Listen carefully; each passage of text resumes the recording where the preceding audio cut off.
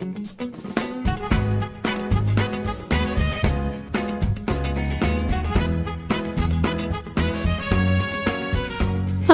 warahmatullahi wabarakatuh. Halo pemirsa, apa kabar? Jumpa kembali bersama saya Dia Astika di Expose, lebih dekat, lebih santai. Dan pemirsa, Expose kali ini sangat menarik karena kita akan berbincang dengan santri Gayeng Nusantara. Nah, tapi sebelumnya kita belum ke santri Gayeng Nusantara dulu, karena kita akan membahas tentang juleha atau juru sembelih halal yang dilakukan oleh santri Gayeng Nusantara. Nah, isu halal menjadi isu yang cukup sensitif bagi seluruh umat muslim di seluruh dunia, apalagi yang berkaitan dengan produk pangan. Nah, berdasarkan aspek keamanan pangan, daging merupakan termasuk pangan yang memiliki potensi membahayakan atau potentially hazardous food yang bisa mengandung bahaya secara biologis, kimiawi, dan juga fisik, dan bisa mengancam kesehatan bagi konsumennya. Nah, berangkat dari itu, santri Gayeng Nusantara melakukan pelatihan sembelih kepada para juru sembelih agar sesuai dengan syariat Islam dan juga tentunya aman bagi sisi kesehatannya begitu. Kita akan berbincang dengan santri Gayeng Nusantara, sudah hadir bersama kita sapa terlebih dahulu. Yang pertama ada Ketua Santri Gayeng Nusantara Kota Kabupaten Batang, mohon maaf. Selamat datang Bapak Muhammad Rifan, Assalamualaikum. Boleh dipakai mic-nya Bapak? Selamat datang, Assalamualaikum warahmatullahi wabarakatuh. Waalaikumsalam warahmatullahi wabarakatuh. Berikutnya ada Bapak Abdurrahman selaku Ketua Koordinator Bidang Sosial SGN Kota Pekalongan. Assalamualaikum Bapak. Waalaikumsalam warahmatullahi wabarakatuh. Selamat datang di Expose. Kita langsung saja akan berbincang mengenai juleha yang dilakukan oleh santri Gayeng Nusantara ini Pak. Tapi sebelum menuju pembahasan itu, kira-kira agar pemirsa mengenal lebih dekat begitu ya, agar lebih mengetahui apa itu santri Gayeng Nusantara sebetulnya Pak. Boleh dijelaskan? Oke, terima kasih Mbak. Santri Gayeng Nusantara itu dari singkatan SGN, disingkat Santri Gayeng Nusantara. Itu merupakan organisasi yang didirikan oleh beliau Ki Haji Tat Yasin Maimun sekaligus sebagai Wakil Gubernur Jawa Tengah. Nah, Santri Gayeng Nusantara ini merupakan organisasi yang berbidang dalam sosial, keagamaan, serta pendidikan atau pelatihan, termasuk pelatihan yang diadakan santri Gayeng, yaitu penyembelihan halal. Terus untuk sosialnya, santri Gayeng itu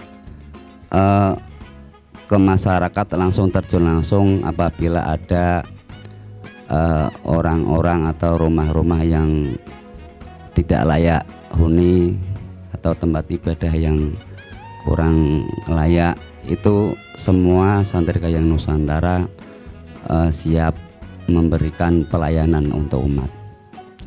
Santri Gayeng Nusantara itu organisasi yang resmi Mbak, sudah resmi, udah didaftarkan di Kemenkumham, resminya pada tanggal 15 April 2021. Berarti sampai sekarang berumur 1,5 tahun. Tapi sebetulnya sudah berdiri. Cuma resminya itu pada tanggal 15 April 2021. Langsung diketuai Panglima beliau Ki Haji Tat Yasin Maimun, pusatnya untuk Jawa Tengah diketuai oleh Ki Haji Hamzah Banjarnegara. Kemudian untuk di kabupaten-kabupaten itu semua sudah lengkap kepengurusan dari mulai pusat, provinsi maupun kecamatan, bahkan sampai tingkat desa. Demikian Mbak. Oke, baik, terima kasih Pak. Untuk jumlah santri Gayeng Nusantara sendiri di Kabupaten Batang Pak, kira-kira hari ini sudah berapa jumlahnya Pak? Di Kabupaten Batang atau semuanya? Mungkin Kabupaten Batang dulu kita bicara ya. Untuk Kabupaten Batang ini kalau dari jumlah angkanya kita belum tahu persis. Tapi untuk mendekati ke sana itu kita dari tingkat kabupaten, kepengurusan kabupaten, kemudian kepengurusan tingkat kecamatan sampai tingkat desa, itu semua kepengurusan sudah ada. Dan setelah santri Gayeng itu berkumandang di kabupaten maupun di kecamatan, itu banyak orang-orang yang saat ini ingin bergabung karena memang manfaatnya santri Gayeng itu sangat luar biasa dirasakan oleh beliau-beliau. Demikian, tapi untuk jumlah persisnya kita belum sampai ke berapa, tapi untuk kepengurusan semua sudah ada dan orang-orang yang tertarik sekarang banyak sekali. Ini juga lintas partai, lintas pondok pesantren, bahkan lintas organisasi. Semua bisa bergabung karena memang SGN ini aplikasinya itu untuk sosial, pendidikan, kesehatan, sehingga orang sangat tertarik. Demikian, Mbak. Baik, artinya memang dari latar belakang apa saja bisa bergabung karena demi bergerak bersama di bidang sosial, begitu ya Pak ya. Oke. Baik, kita menuju ke Bapak. Apa motivasi SGN melakukan pelatihan? Kita sudah mulai berbicara tentang pelatihan penyembelihan yang dilakukan SGN kemarin ya Pak ya. Kira-kira motivasi apa yang dimiliki oleh SGN sehingga melakukan pelatihan kepada para juru sembelih ini, Pak? Oke, terima kasih atas waktunya. Yang pertama, kita itu kan alumni dari pondok pesantren yang diasuh oleh almarhum almarhumlah Bapak Kiai Haji Maimun Zubair, yaitu ayah dari Panglima kita, kalau kita akrab memanggil Gus Yasin. Motivasi kita karena kita itu sebagai santri itu kalau di rumah pasti akan menerapkan apa yang dulu dikaji dalam kitab-kitab agama, terutama motivasi yaitu untuk mendorong kita bisa mengkonsumsi makanan halal kalau kaitannya dengan juru sembelih halal. Karena ini gagasan awal itu memang dari Wakil Gubernur Gus Yasin itu mengadakan pelatihan untuk kegiatan santri Gayeng Nusantara, dipilih untuk menyediakan makanan halal di Jawa Tengah, akhirnya program Juleha. Dan kemarin saya angkatan kedua program Juleha di Semarang, Bapak Arifan angkatan pertama. Dan sekarang setiap kota, kabupaten di Jawa Tengah memiliki 3 orang satu tim tiap kota dan kabupaten. Dan kemarin alhamdulillah kita itu Pekalongan kota, Pekalongan Kabupaten Batang itu selalu bersinergi itu bareng-bareng membuat kegiatan-kegiatan, dan alhamdulillah kemarin terlaksana dan hasilnya alhamdulillah pesertanya di luar ekspektasi kita, yang tadinya kita cuma 40 sampai hampir 70 orang. Begitu. Baik, artinya memang santri Gayeng Nusantara ini bersinergi antara Kabupaten Batang, Kota Pekalongan dan juga Kabupaten Pekalongan, begitu ya Pak ya? Iya. Berarti itu menjadi satu dalam kegiatan tersebut Pak, memberikan pelatihannya itu. Iya, karena yang inisiasi acara ini, yang punya ide, terus gagasan, terus pemateri, terus sampai tekan tim konsumsi pun itu dari teman-teman yang kita dikirim ke Semarang itu, Pak. Kita memang punya visi untuk bareng-bareng menggerakkan roda berjalannya organisasi SGN ini lewat program Juleha. Demikian. Oke, untuk pesertanya sendiri Pak, apakah juga berasal dari 3 tempat tersebut ya, Kabupaten Batang, Kota Pekalongan dan juga Kabupaten Pekalongan? Betul sekali. Untuk peserta kan kita memanfaatkan media WhatsApp group. Ketika kita punya program, kita sebar ke teman-teman. Biasanya teman itu kan di tiap kampung, tiap kelurahan, desa itu ada orang yang profesinya sebagai juru sembelih. Dan kita mengeser kepada teman-teman sangat tertarik dan antusias sekali. Karena jarang-jarang ada satu pelatihan untuk penyembelihan. Meskipun juru sembelih itu di kampung sudah halal. Cuman biasanya mereka berangkat dari pemahaman dari kitab, kebiasaan melihat orang menyembelih. Yang menjadi spesial dalam pelatihan kemarin itu karena kita didukung oleh ilmu, mendapatkan ilmu dari sisi kesehatan, dari sisi kenyamanan hewan, artinya kesejahteraan hewan jadi terjaga. Ketika dijagal itu tidak menyakitkan seperti itu. Nah itu kalau yang biasa kan kadang tidak memenuhi unsur-unsur itu. Karena kita di Semarang pun dilatih materi-materi demikian sehingga kita melanjutkan ilmu-ilmu itu kepada teman-teman yang ada di kota dan di desa masing-masing.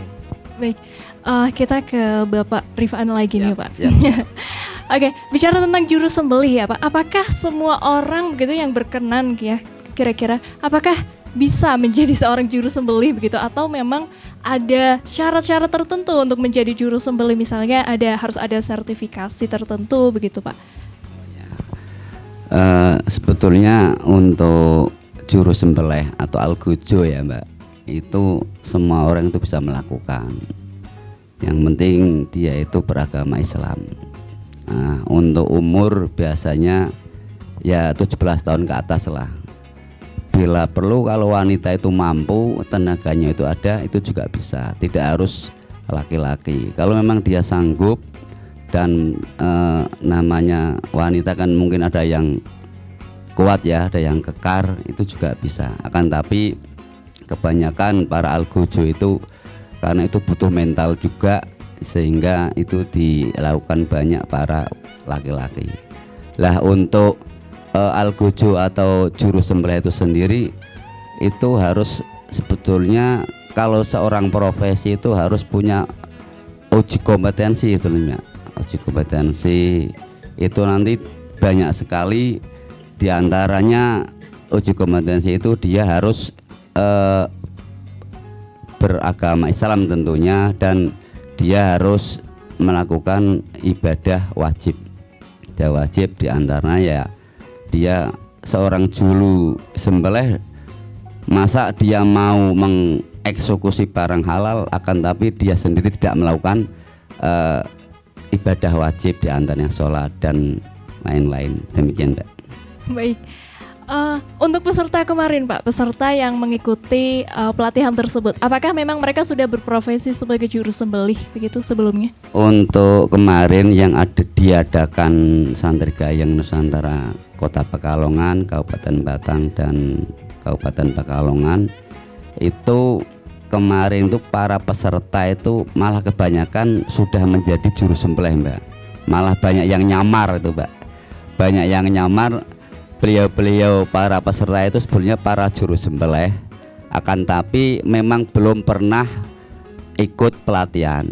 Sebetulnya para juru sembelih itu dia sudah sering melakukan, akan tapi proses-prosesnya dia masih sepengetahuan beliau sendiri, tidak ada namanya kayak belum tahu tata caranya. Ya belum tahu tata cara ya? yang sudah di Juleha. Sebabnya Juleha itu nanti standarnya MUI. Standar MUI berarti di Juleha sendiri itu tidak ada perdebatan menurut imam ini, menurut imam itu, tapi sudah selesai di situ, sudah standar MUI. Demikian Mbak. Baik. Untuk pelaksanaannya sendiri nih Pak Rohman, apakah tahun ini adalah pelaksanaan pertama untuk pelatihan Juleha tersebut Pak? Iya memang benar, pelatihan yang kemarin itu pertama dan terkesan itu memang kita mau mengambil momentum Lebaran Idul Adha Mbak. Jadi persiapannya itu cuman 3 hari. Dari mulai pendanaan kita menyiapkan, alhamdulillah ada praktek menyembelih kambing 2 ekor.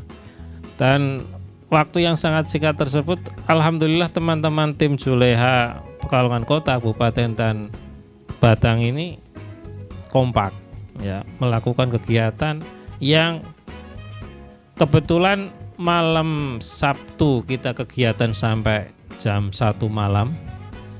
Terus hari Ahadnya atau Minggunya kita kan Lebaran. Jadi di situ kita memang mengejar target supaya hari Lebaran ini kita sudah bisa melakukan pelatihan. Artinya sedikit banyak nanti ilmu ini akan digunakan oleh teman-teman pelatihan tersebut. Baik Bapak, kita akan melanjutkan lagi perbincangan kita. Jadi pemirsa jangan kemana-mana, tetap di Expose Lebih Dekat Lebih Santai.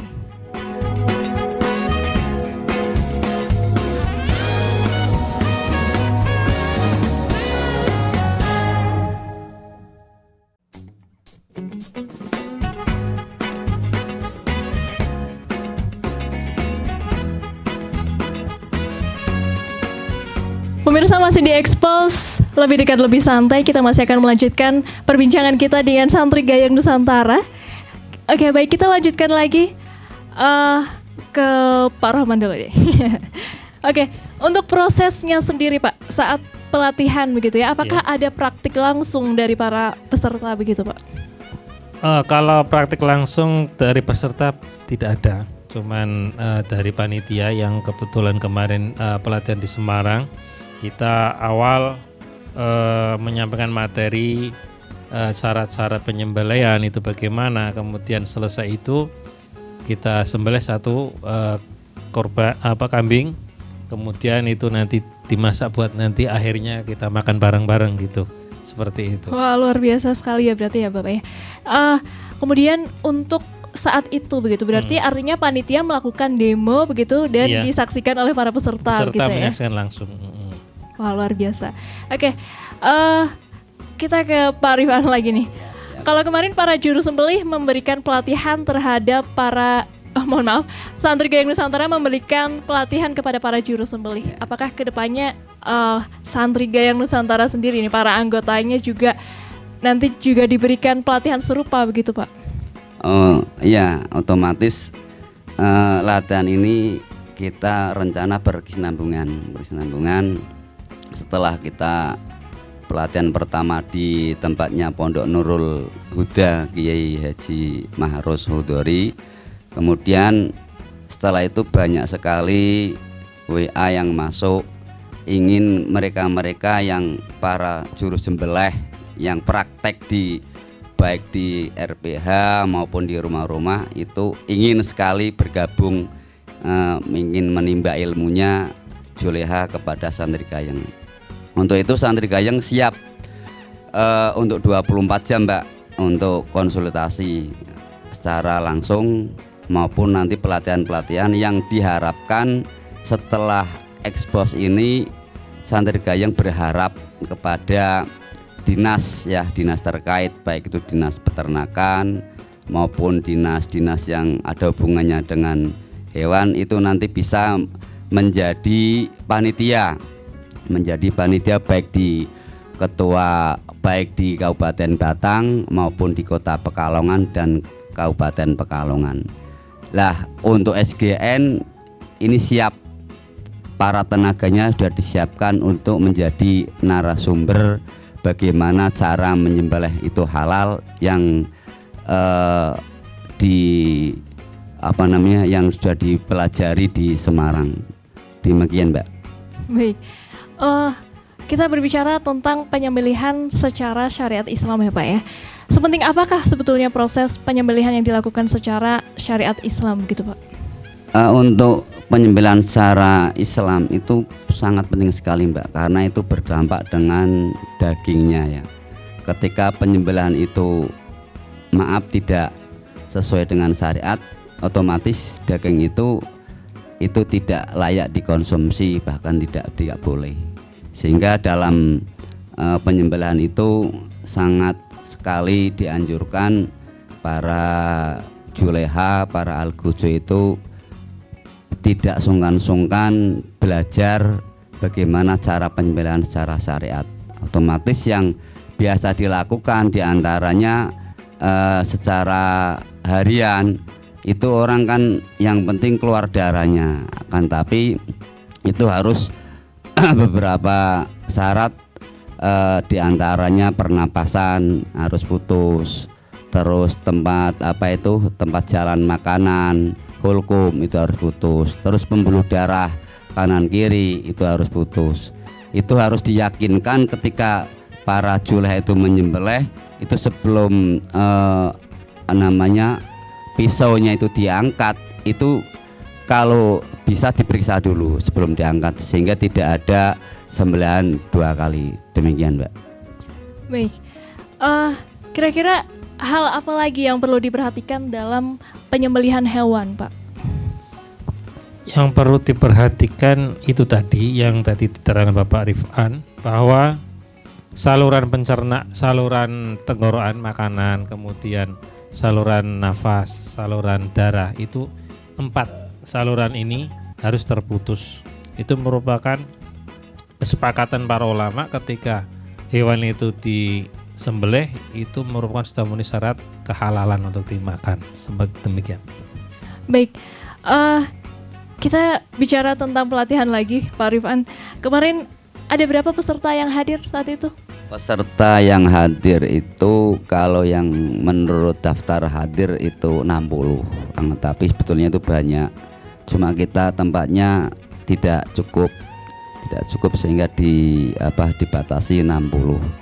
60 itu mereka sudah dapat semacam piagam.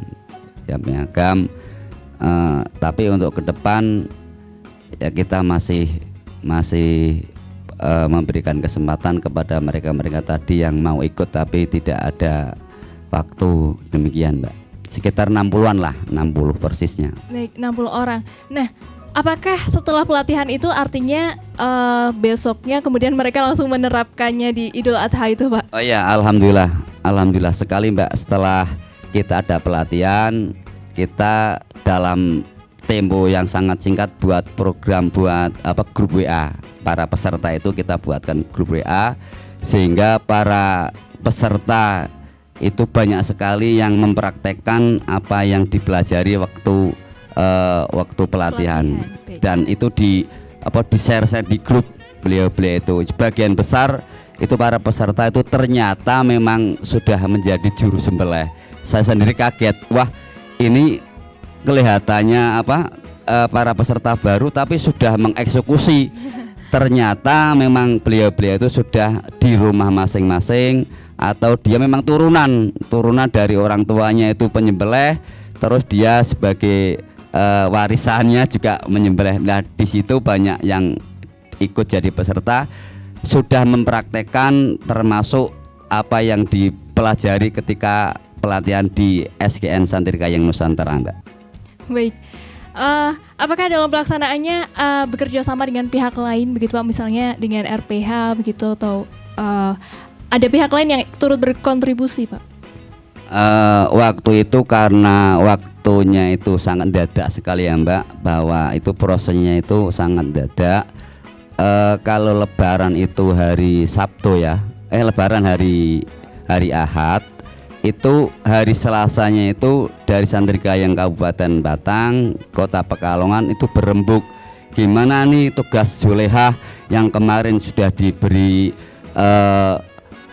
bintek di Semarang, begitu dari dongeng ke dongeng kemudian dengan tidak sengaja kemudian membentuk panitia, kemudian dalam sangat singkat kita bikin acara bintek atau bimbingan teknis tentang juleha.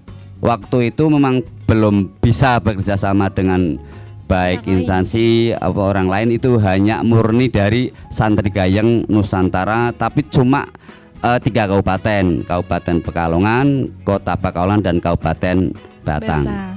Baik. Dalam pelaksanaannya, Pak, materi apa saja yang diberikan? Termasuk yang diberikan materinya bagaimana cara menyembelih halal, diantaranya para penyembelih itu ahli ibadah ya, ahli ibadah. Kemudian bagaimana juleha itu menyiapkan alat-alat untuk penyembelihan setajam apakah setajam itu harus sebelum menyembelih, bagaimana cara ngetes bahwa pisau itu tajam atau tidak. kemudian diajari bagaimana hewan itu biar sejahtera. Yang butuh sejahtera itu bukan hanya manusia, Mbak, termasuk binatang yang akan disembelih. Terus seorang juleha juga tidak boleh menerima hewan yang tidak halal. Maaf, misalkan seorang juleha kok menerima halal menerima hewan yang memang ainnya itu tidak halal. Demikian diantaranya tempatnya juga harus bersih. Terus seorang eksekutornya algojonya juga bersih.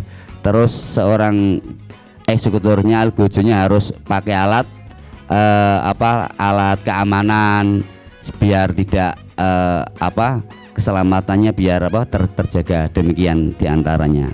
Baik, ada banyak juru sembelih sebelum ini ya Pak ya, mungkin yang belum mengetahui begitu ya, yang tidak menggunakan alat pelindung diri begitu, mungkin karena merasa tidak perlu begitu ya Pak ya. Padahal sebetulnya ternyata seorang algojo atau juru sembelih ini perlu untuk memakai APD tersebut ya Pak? Sangat perlu Mbak, sangat perlu untuk menggunakan alat pelindung ya, karena tidak mungkin terjadi bahwa namanya hewan kan waktu itu bisa berontak atau gimana, sehingga untuk amannya itu standar Pak, standar jola itu di situ harus pakai alat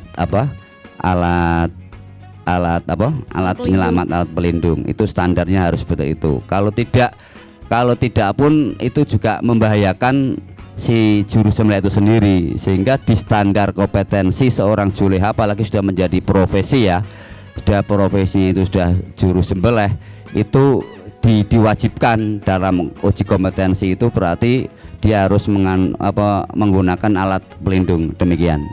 Nah, baik, saya penasaran Pak, setelah dilaksanakan pelatihan begitu ya, kemudian para juru sembelih tadi melakukan pelaporan di grup WhatsApp tadi ya, kira-kira seperti apa laporan mereka Pak dalam melaksanakannya? Laporannya masing-masing Pak bervariasi. Ada yang melaporkan hanya mengucapkan terima kasih setelah mengikuti pelatihan. Kita ternyata lebih enjoy, lebih tidak was-was ya, lebih pede ketika sebelumnya dia mengikuti pelatihan, dia kan manual biasa Mbak, tapi setelah mengikuti dia merasakan pede dan merasa bangga. Bahkan contoh-contoh hewan yang sudah dieksekusi itu di share di grup. Ada yang mengatakan alhamdulillah saya mengeksekusi 2 sapi, 3 kambing dan seterusnya. Baik, memang artinya mereka benar-benar mengikuti tata cara yang sudah diberikan dalam pelatihan tersebut ya Pak ya? Mbak. Wah, luar biasa ya Pak. Oke, kira-kira apakah kita ke Pak Rohman sekarang, apakah juru sembelih ini menerapkan betul ilmu-ilmu atau tata cara yang usai diberikan gitu ya, utamanya dalam menyembelih kurban? Kita sudah bahas barusan. Dari menurut Pak Rohman sendiri bagaimana Pak melihat? Iya. Kalau kita sudah mengikuti pelatihan teknik penyembelihan, pasti karena memang itu satu sisi itu memerlukan syariat dan pelaksanaannya pun harus mengikuti apa yang sudah dianjurkan dalam bimbingan teknik itu. Kalau orang yang belum mengikuti bimbingan teknik, biasanya dia sepengetahuan dia memahami cara menyembelih dalam kitab-kitab fikih, kemudian diaplikasikan dalam praktek nyata di masyarakat, tetapi kadang itu hanya sebatas dia pernah melihat orang tuanya menyembelih demikian terus mengikuti tanpa ada ilmu-ilmu yang berkompeten masalah ini, sehingga pelatihan itu sangat dibutuhkan oleh para penyembelih. Bukannya kita itu menggurui, tidak, kita berbagi pengalaman saja, karena mereka kadang jauh lebih pintar dari kita, cuman kesempatan kita yang ke Semarang itu kadang lebih dahulu kita. Makanya kita itu setiap pelatihan kita tidak menggurui, tidak, mereka sudah biasa menyembelih itu kadang sudah mahir, cuman kita berbagi masalah tekniknya, masalah sisi kesehatannya, sisi kesejahteraan hewannya dan lain sebagainya. Sisi syariatnya juga ya Pak ya. Oke, sebelum melakukan penyembelihan Pak, biasanya hal apa saja yang perlu dilakukan oleh para juru sembelih untuk memeriksa kelayakan hewan, Pak? Kelayakan hewan, memang dari sisi syariah itu kan ada batasan-batasan hewan, terutama yang kurban itu harus usia berapa, terus kambing berapa. Biasanya kalau orang mau kurban itu kan syaratnya hewan harus upak, istilahnya itu giginya sudah tanggal atau sudah ganti. Lah itu syarat syariatnya. Nah kemudian dari syarat tempat untuk penyembelihannya juga, tempat kebersihannya, kemudian keamanannya itu juga kita melatih para juru sembelih itu memperhatikan itu, karena ini sangat penting sekali untuk komoditas makanan halal yang kita konsumsi. Oke, baik Pak, kita akan melanjutkan lagi setelah jeda pariwara berikut. Jadi jangan kemana-mana, tetap di Expose, lebih dekat, lebih santai.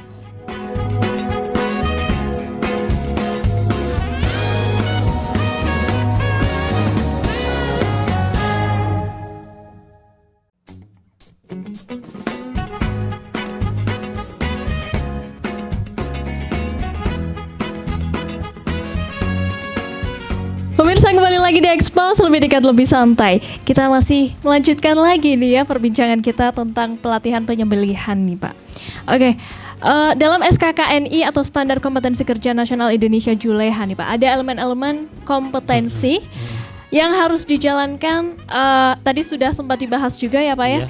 Salah satunya adalah ibadah wajib. Nih boleh ke Pak Rifan atau Pak Roman, silakan. Boleh dijelaskan Pak mengapa begitu Pak? Oh ya, seorang juleha atau eksekutor atau algojo penyembelihan itu wajib sekali ya Mbak. Itu syarat mutlak bahwa beliau itu harus beribadah wajib, tentunya beribadah sholat, beribadah puasa, beribadah haji dan lain-lain yang sifatnya itu ibadah wajib, itu harus melakukan. Masa seorang juleha nyun sewu dia mau menghalalkan daging tapi dia sendiri tidak taat dengan agama, sehingga sangat vital ya hukumnya bagi para juleha. Nyun sewu para juleha yang sekarang sudah berpraktek, mari kita berbenah untuk untuk beribadah. Itu wajib masalahnya, tidak nek pingin apalagi nyun sewu juleha yang memotongnya itu pada pagi hari. Pada pagi hari itu untuk diperhatikan, biasanya di RPH itu jam eksekusinya itu sampai jam 3, mulai bahkan jam 3 pagi, karena mungkin dagingnya itu jam 5 atau jam 4 tuh harus ke pasar. Biasanya itu sampai subuh ya, para juleha itu sampai subuh untuk diperhatikan waktu ibadahnya. Sholat subuh itu jangan sampai terlewati. Demikian Mbak. Oke, baik. Saya penasaran nih Pak tentang kehalalan produk pangan, terutama daging begitu ya Pak ya. Jika hewan yang kita konsumsi begitu ya ternyata tidak melalui proses penyembelihan yang sesuai syariat Islam begitu Pak, kira-kira apa hukum kita mengonsumsi hewan yang tidak diketahui kejelasan kehalalannya Pak? Otomatis Mbak, ketika hewan itu teridentifikasi cara penyembelihannya tidak halal, otomatis konsumsinya juga tidak halal, sehingga sangat hati-hati. Apalagi mayoritas kita itu hidup di negara yang mayoritas agama Islam. Semua itu orang mengkonsumsi, banyak sekali mengkonsumsi daging yang sembelihan. Kita itu biar merasa nyaman, merasa tentram bahwa makanan-makanan yang ada di tempat-tempat jualan atau tempat-tempat kita makan di rumah makan itu halal, otomatis kita itu harus memperhatikan tempat-tempat untuk penyembelihan. Ketika penyembelihan itu sendiri tidak sesuai syariat, secara otomatis apa yang dihasilkan itu dagingnya juga tidak layak dikonsumsi. Terima kasih. Oke, berarti memang jadinya jatuhnya tidak halal ya Pak ya. Oke, konsep keamanan produk pangan asal hewan di Indonesia adalah asuh, aman, sehat, utuh, dan halal. Boleh dijelaskan apa itu asuh, Pak?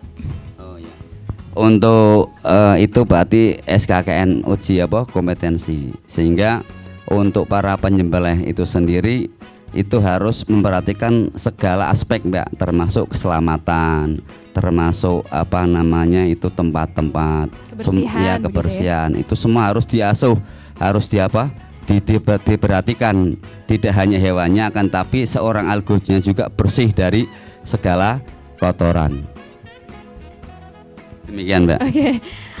Pak, dalam syariat Islam ada syarat rukun dan dalam penyembelihan hewan begitu ya. Apa saja syarat dan rukun tersebut, Pak?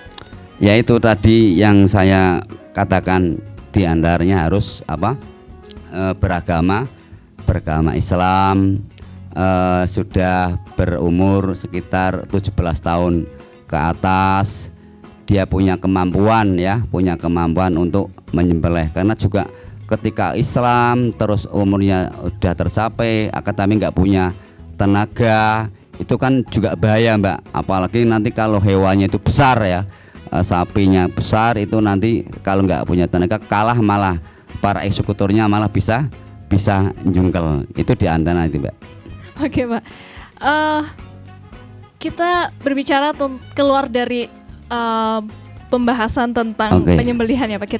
Saya penasaran nih, Pak, tentang program-program apa saja yang dimiliki oleh Santri Gayeng Nusantara selain fokus kepada Juleha ini, Pak. Seperti tadi di awal sudah sempat disampaikan ya, ada pemberian bantuan mungkin kepada rumah tidak layak huni begitu. Itu bagaimana, Pak? Boleh diceritakan? Terima kasih juga, Mbak. Itu Santri Gayeng Nusantara itu memang berafiliasi kepada sosial diantaranya, terus pendidikan, terus kesehatan, terus pelatihan. Lah diantaranya sosial itu setiap tahun itu Santri Gayeng itu memberikan bantuan sembako. Sembako itu per kabupaten itu memberikan 500 bungkus, itu langsung dari Panglima Santri Gayeng. Kemudian Santri Gayeng dianjurkan untuk terjun ke masyarakat untuk membantu masyarakat yang kurang mampu, dan itu biasanya Santri Gayeng kompak, Mbak, mengadakan sesuatu untuk membantu kepada orang yang perlu dibantu.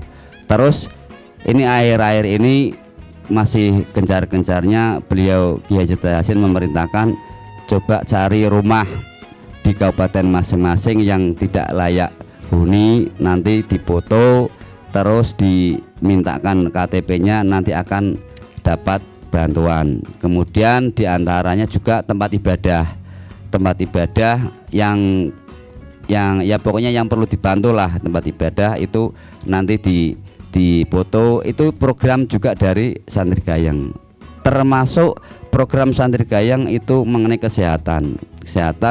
Santri Gayeng mengadakan kemarin itu semacam vaksinasi, mengadakan vaksinasi di kabupaten masing-masing. Itu vaksinasi baik 1, 2, mungkin ini akan ketiga akan mengadakan Santri Gayeng itu vaksinasi. Terus untuk pendidikan itu Santri Gayeng Nusantara tidak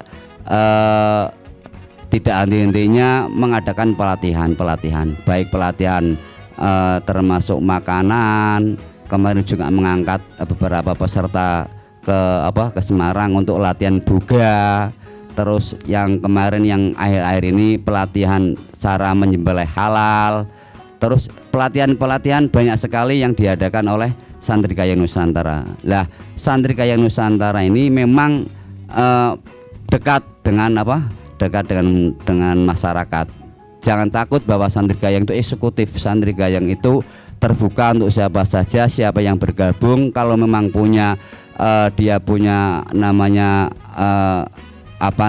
keahlian apa, bisa bergabung di Santri Gayeng Nusantara, kemudian disalurkan di Santri Gayeng Nusantara. Terima kasih. Baik, Kita ke Pak Rohman nih selaku koordinator bidang sosial ya Pak ya. Bicara tentang tadi Pak program yang membantu rumah tidak layak huni ya Pak ya. Kira-kira seperti apa mekanismenya Pak? Mekanismenya itu detail yang yang pasti itu seperti Bapak Rifan sebagai ketuanya yang tahu.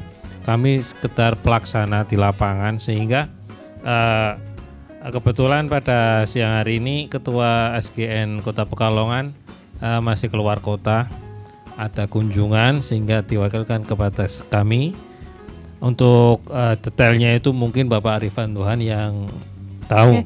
Untuk pemilihannya begitu kira-kira seperti apa dan mungkin ada syarat-syarat tertentu kah bagi para calon penerima begitu Pak? Untuk cara penerima itu rumah yang tidak layak huni. Orang tidak huni kan berarti kan bisa Anda bayangkan sendiri rumah yang tidak layak huni seperti itu. Terus memberikan foto rumahnya, kemudian memberikan KTP, kemudian memberikan semacam background orangnya. Syarat-syaratnya tidak sulit, Mbak, cukup memberikan KTP, terus foto rumah yang perlu dibantu. Demikian juga majelis atau rumah ibadah. Kalau rumah ibadah itu harus ada fotokopi KTP takmirnya, kemudian fotonya tempat ibadah itu sendiri. Demikian, Mbak. Baik, artinya ketika masyarakat mungkin menghubungi SGN begitu ya untuk Pak, saya butuh bantuan nih gitu ya, ada misalnya masjid di tempat saya kurang layak begitu. Artinya bisa dan bersedia ya Pak ya? Bisa, Mbak, bisa sekali. Oke, mungkin buat para pemirsa mungkin ada yang kira-kira daerahnya begitu ya, mungkin bisa menghubungi para bapak-bapak ini. Oke, kita kembali ke juru sembelih lagi nih Pak. Iya. Setelah tadi membahas keluar dari pembahasan ya Pak ya, mungkin ada Pak pesan kepada para juru sembelih yang terkait penerapan SKKNI Juleha penyembelihan hewan ini Pak?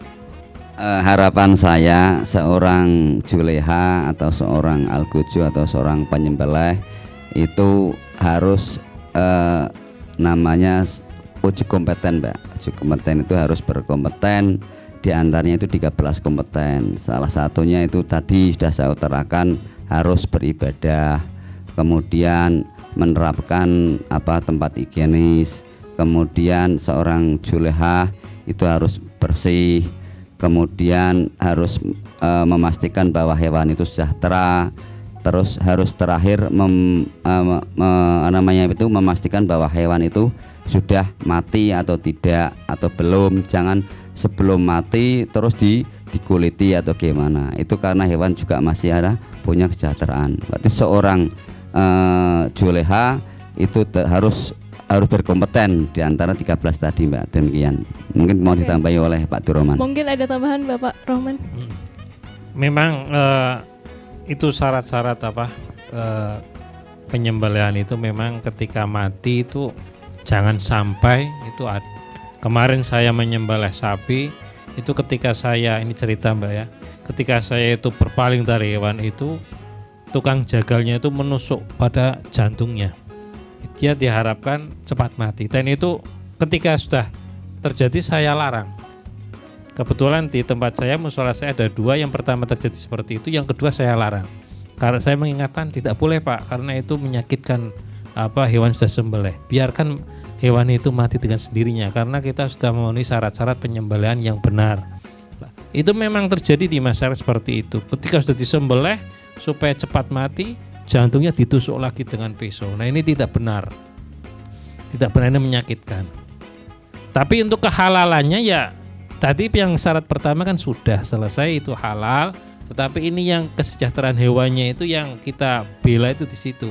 Jangan sampai yang sudah disembelih itu jantungnya ditusuk lagi dengan pisau supaya cepat mati, itu tidak boleh. Seperti itu.